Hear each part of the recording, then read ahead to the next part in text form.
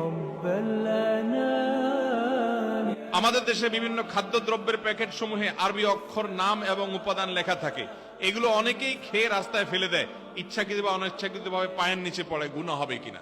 খুব সুন্দর প্রশ্ন। আরবি অক্ষরে লেখা যদি কোনো কিছু প্যাকেটের গায়ে থাকে, আরবি অক্ষরে লেখা মানেই কিন্তু কোরআনের আয়াত না। আরবি অক্ষরে লেখা মানেই কিন্তু সেটা হাদিসের ভাষ্য না বা আল্লাহর নাম না। আরবি থেকে কোনো গান বা খারাপ কিছুও লিখতে পারে।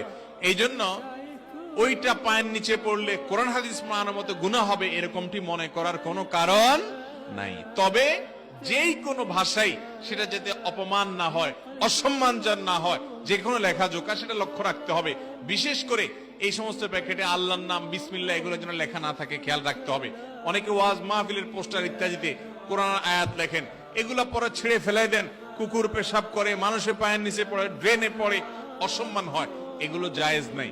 এই জন্য কোরআনের আয়াত, আল্লাহর নাম এগুলো থাকলে সেই কাগজগুলোকে সংরক্ষণ করবেন। হয় আগুনে পুড়িয়ে ফেলবেন, আর না মাটির নিচে পুঁতে ফেলবেন, আর না পানিতে ফেলবেন, সম্মানজনক ভাবে, যাতে অসম্মান না হয়।